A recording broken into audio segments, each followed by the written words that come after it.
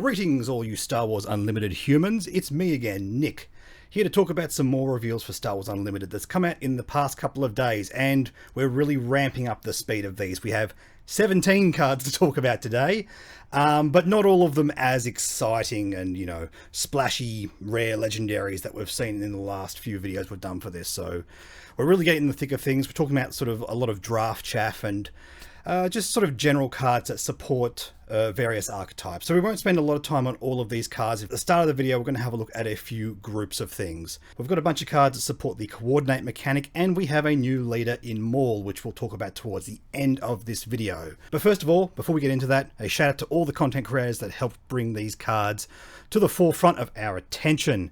Starlight, Beacon Transmission, Space Arena, Ground Arena, Holocron Card Hub, Planning Phase Syndicate, KTOD, and Thorrk's Hot Takes. I'll have links to the cards they spoiled and the spoilers on their various platforms down below. So if any of these interest you, please head over to their platforms and give them some love and attention, and likes, subscribes, whatever is relevant for those platforms and cards. Alright, enough beating around the proverbial space bush. Let's have a look at some of these cards that support coordinate. Now I'll have a look at some of these draft specific cards. I don't think many of these are going to see much play in Constructed, but you never know.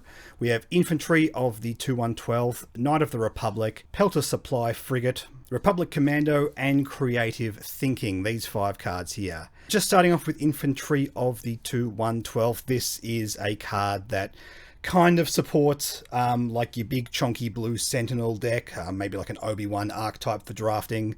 And Coordinate, it's not particularly great at either of those strategies. I don't think Sentinel is really a good payoff for Coordinate in general. Sentinel is a mechanic that is already kind of soft to removal, and if you've only got 3 units and this is one of them, your opponent can remove any unit they like. Either they've got a big kill event for a big chunky unit you've got, or they've got like a copy of Daring Raid and they just target one of your clone trooper tokens and just switches off Sentinel, and this sort of becomes a blank card. Plus it's already kind of a strictly worse version of Cloud City Wingguard. The only thing that stops it from being completely strictly worse is the fact that it's a clone trooper. It's in the Republic faction, so maybe there'll be some build around cards for that. But it's 99% just strictly worse than this card. Cloud City Wingguard does not need you to activate Coordinate. Remember, printing Coordinate on a card just makes it worse than it would otherwise be. So not very high on this card. Knight of the Republic is an interesting one. It's a relatively high resource cost sort of setup card for Coordinate. But I think by the time in general, specifically in Constructed Premier, Twin Suns, all that kind of stuff, by the time we're spending 6 resources in a Coordinate deck, you're going to be wanting to play the payoffs, not the setup cards. It's got some alright stats. It makes a clone trooper when it gets attacked. But again, it's based on your opponent's actions, not your own, so your opponent can just choose not to attack it. And then you don't get much value out of this card, and that's kind of a feel bad. Yeah, look, the blue chonky Sentinel decks are going to have sort of ways to manipulate the way your opponents do things, and sort of limiting their choices a little bit more with a card like this is okay, maybe in draft. But it doesn't even have Sentinel itself. I feel like if it had Sentinel, I'd be much more interested in this card. Similar kind of story with Pelter Supply Frigate. It's not a bad little payoff for Coordinate. You get a 3/6 in space and a 2/2 on the ground. That's kind of cool. But it also kind of is a card that's helping set up Coordinate, but you need Coordinate in the first place, so the play pattern's a little bit awkward there. Still, as a payoff, it's okay. I think in draft, if you don't have enough Coordinate payoffs and you've got this in your deck, it's gonna be fine. Republic Commando is an interesting one. I think there's a chance this might see Constructed play. Saboteur might be relevant enough to stick 1 or 2 of these in your sort of clone span sideboard. That might be okay. Creative Thinking is a card that gives you a bit of tempo. It's kind of like a light removal event that also gives you a clone trooper token. So you're kind of feeding both the Coordinate strategies and giving yourself a bit of a removal-ish event to help you. Whether there's like a good Coordinate style leader in yellow, white, remains to be seen. We've already seen Plo Koon, so perhaps this strategy actually will be pretty legit. Again, it's doing a couple of things, and it's not really great at either of them, but it's okay. Very reminiscent of Leia from the first set. Leia can untap your resources as well, which makes it look like Creative Thinking is just a worse card overall. The difference being, though, that Creative Thinking can be played in multiples. Leia is a unique unit, so you can play several of these in a row, get all the units on the board that you want, and you don't have to get rid of them like you do with Leia. But with those out of the way, there is a few cards here which I think actually are going to help coordinate quite a bit for constructed play and draft play. These are the kinds of cards that you might draft a bit earlier on and give you a reason to move into this archetype. We've got here Echo, Republic Tactical Officer, Batch Brothers, and Low Altitude Gunships. Now, Echo's an interesting one because it's not a unit that you can play early on that makes multiple units, but I think at the rate you're paying for him, he's got a decent enough coordinate trigger. Indeed, comparing this to like Infantry of the 2-1-12, which gives you Sentinel when you have coordinate, I think these kind of proactive stats-based strategies are going to be in general better for the mechanic. If not in constructed, at least in draft. Looking at Republic Tactical Officer, this is a card that we've seen before with different factions. Very reminiscent of Snowtrooper Lieutenant, in that when you play him, you can attack with a Republic unit and it gets +2/+0. Difference being that this unit is a 1/4 as opposed to the Snowtrooper being a 2/2. It's fine, I guess. If it were a static ability, obviously that'd be a bit more important because he'd be able to stick around a bit more easily. But it's an effect that happens when you play him, so make of that what you will. I do like the way this combos with Echo, and indeed if there's any other card like Echo that benefits from coordinate and giving themselves better stats, you can really surprise your opponent by having, say, Echo and a Clone Trooper unit, you know, a couple of 2/2s on the board, and suddenly you play Republic Tactical Officer and Echo swings at something for 6. That seems pretty good. And Batch Brothers, I think, is just going to be a great staple for this deck. Being able to get 2 bodies out for 3 resources is going to be key. It's not a great rate on anything that's happening here. We have a total of, 4 power and 3 HP across 2 bodies. Seems good, but I think honestly this deck just needs cards like this to really, really pop off. And it's likely going to be the lowest rate we see a Republic card give us multiple units. Kind of very reminiscent of Battle Droid Escort, and I think it's going to be as important for the coordinate decks in Republic as that card is for the exploit decks in Separatists. And we have a high-end payoff in the form of Low Altitude Gunship. Just being able to play this and nug something based on the amount of Republic units you have. The cool thing is it doesn't have to be in either space or ground. You can nug any unit from any arena for all of the units in either arena that you have. I don't know if Republic's going to get access to like a lot of low-cost starships, but we'll see what happens there. And nice flavor win there as well, because this is a unit that's designed primarily to transport clone troopers, but it can fly in space as well. So it's a good choice flavor-wise to represent something that can sort of help you in both of those arenas. This is kind of Red's version of Ambush in the way that you get to nug something as soon as it comes in. It's not strictly better or worse than Ambush. It theoretically could do more damage to something than if it had Ambush. Having said that, if you've got 6 units in play, you're probably already winning the game anyway. But it doesn't have to take any damage off going into combat. It's a bit of a better, worse case kind of scenario. And I think it's going to be a decent payoff for Coordinate as well. Okay, we have a couple more heroic cards to talk about before we move on to the Separatists. Kashyyyk Defender. This is a Vigilant Heroic Aspect 2 resource unit. It's a Wookiee. 0 power, 5 HP. He has Grit, so the 0 power is not the end of the world. And when played, heal up to 2 damage from another unit and deal that much damage to this unit. So you get to manipulate the damage counters on your own units. Now in the last video we had a chat about Royal Guard Attaché and how this is like, you know, the cheap budget option for a turn 1 play for your Obi-Wan deck.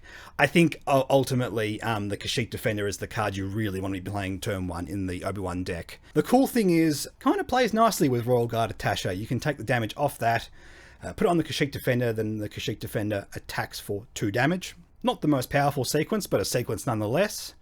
And I also like that we're seeing more Wookiees with grit and lots of HP. I'm kind of interested to see whether that archetype can exist in a real deck, and this is another piece that it needed. There's not a lot of low-cost Wookiees in the game right now, so that seems pretty good. And finally, for the heroic aspect, let's have a look at R2-D2. This is a 2-cost cunning heroic Republic droid unit, 2 power, 4 HP, and when played you may discard a card from your hand. If you do, search the top 3 cards of your deck for a card and draw it. And we're seeing a lot of pieces like this for heroic cunning, basically being able to sift through the cards, either in your resources, in your hand, etc. It's an archetype that's supported by the original Han Solo leader. It'll be interesting to see whether the pieces come to build this kind of deck and also have like recursion out of your discard pile. That's typically a kind of mechanic that villainous cards get access to, so maybe not something we're going to see too much of, but if we can do that, get some great card selection and sort of recur cards, could be interesting.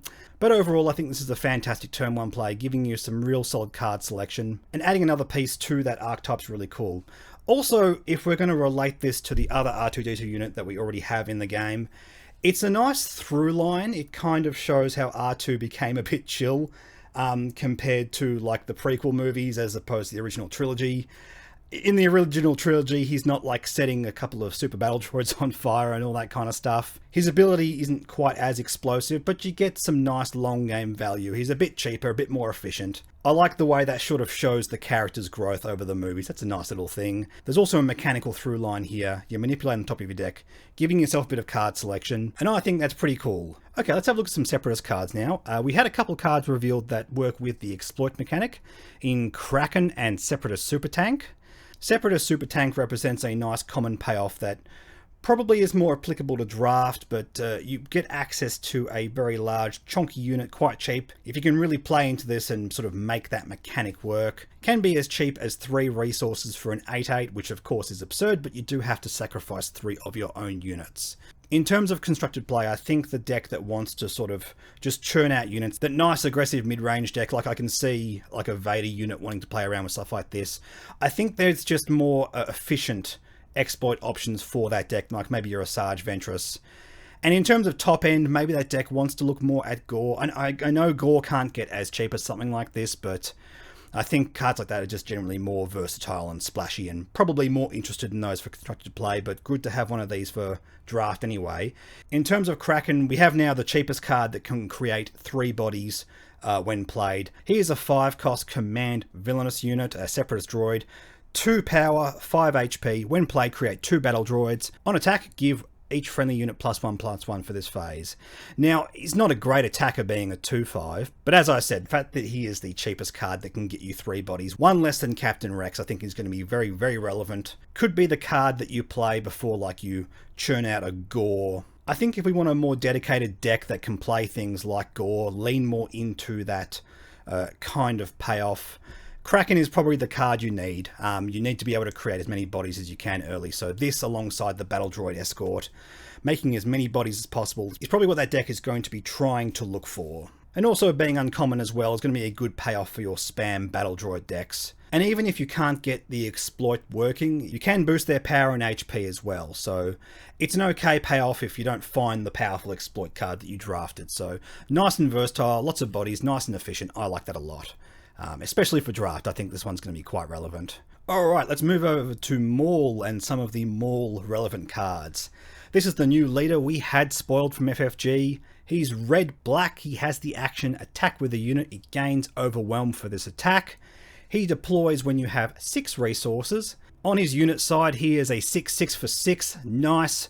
Force Underworld unit, overwhelm, and each other friendly unit gains overwhelm. And this is a really, really fun leader. I don't know if I love the fact that he has to deploy at 6.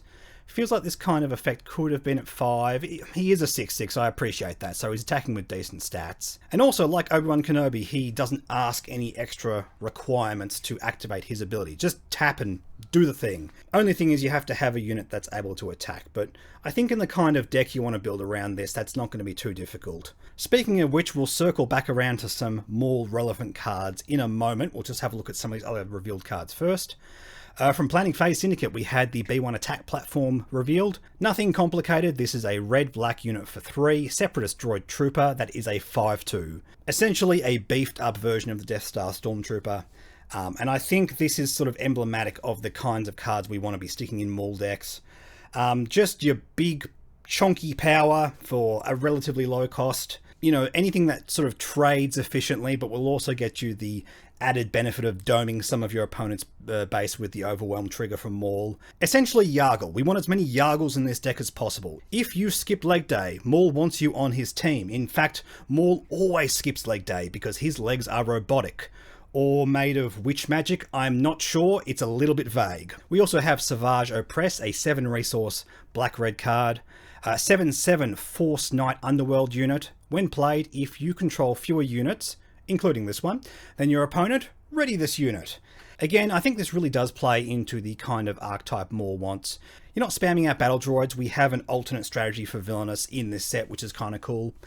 And the fact that he can ready himself, swing for 7, if it's paired with MAUL, of course, he's going to get Overwhelm as well, which seems really, really relevant. Again, it's red, so he doesn't have access to ambush, but it's kind of like an ambush-like ability in that he still gets to do something on the turn that he's played. Now, the advantage of something like ambush is you get to swing at something instantaneously as the unit is played, so your opponent doesn't get to react. They don't know it's coming necessarily. But the difference is Savage Opress doesn't have to attack anything specifically. He can just dome the base for 7 when he's played as well, which is kind of cool.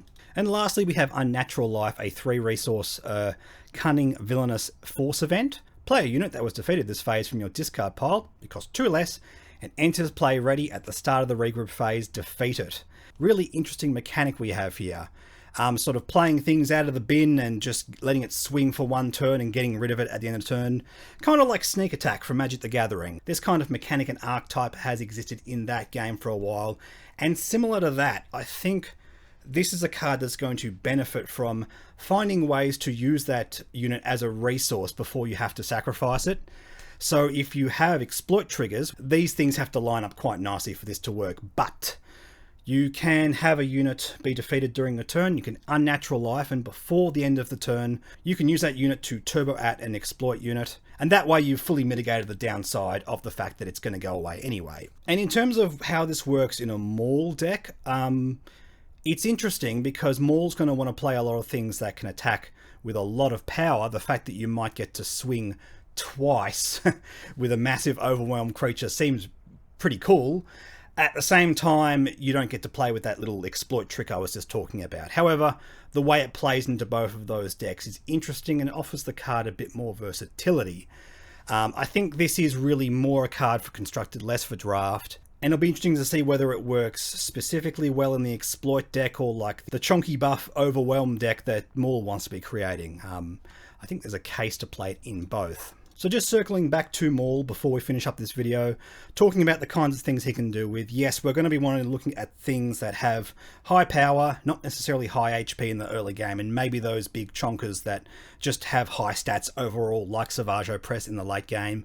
We're talking like a Death Star Stormtrooper. The TIE Interceptor seems like a solid option for this deck as well. The B1 on the Stap that was revealed is going to be a solid option. And also I think like a solid removal package.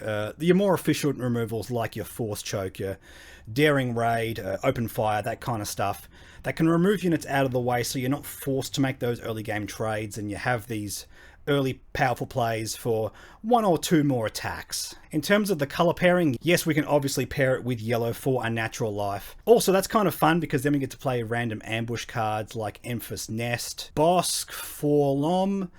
In actual fact, it's worth pointing out that all these cards are Underworld as well, so maybe that means we put a Proxima in the deck as well, so it's got a nice little sub-theme as well. We can sort of play into both of these archetypes. That's kind of fun. The other thing is, yes, of course, you can pair more with ECL, and when he's deployed as a unit, you can just ambush with a big 5 or 6 cost and do the whole thing where you ambush with a big Overwhelm unit. But guess what?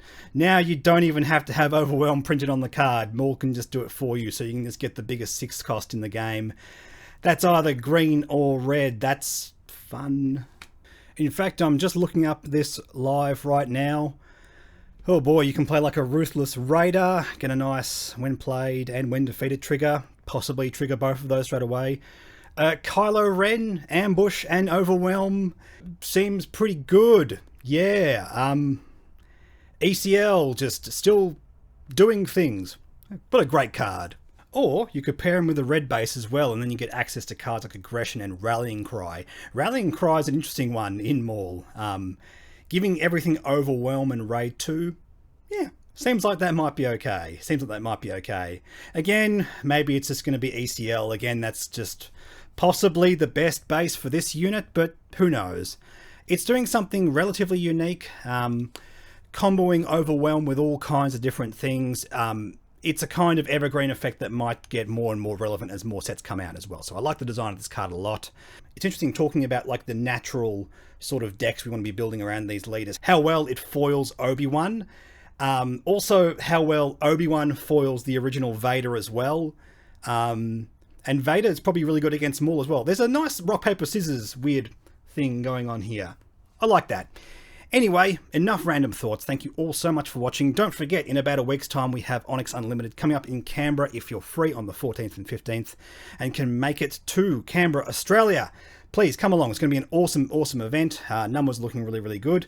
We have the Planetary Qualifier in Melbourne. That has now sold out, by the way. So if you're going to come to that, please say hi. Really looking forward to that. And thank you so much to the kind person that helped me get a ticket for that. Cannot thank you enough, my friend. A bunch of us were sort of caught blindsided by the fact that it did sell out quite fast. People wanting to travel from interstate. I'm not going to complain. It's just emblematic of a popular TCG, and it's a good problem to have. Hopefully this alone shows FFG, you know, how important it is to allocate things for Australia, and we can see more PQs in the future, and indeed for other countries as well. I think there's probably a little bit of a conservative push for PQs at this point, and we could probably be seeing more than we currently are. I know, for example, Canada's only got 2 PQs announced so far. So hopefully more of that in the future. In the meantime, thank you so much for watching. Jump on my Discord, come chat about X-Wing and Star Wars Unlimited, and I will catch you all in the next video.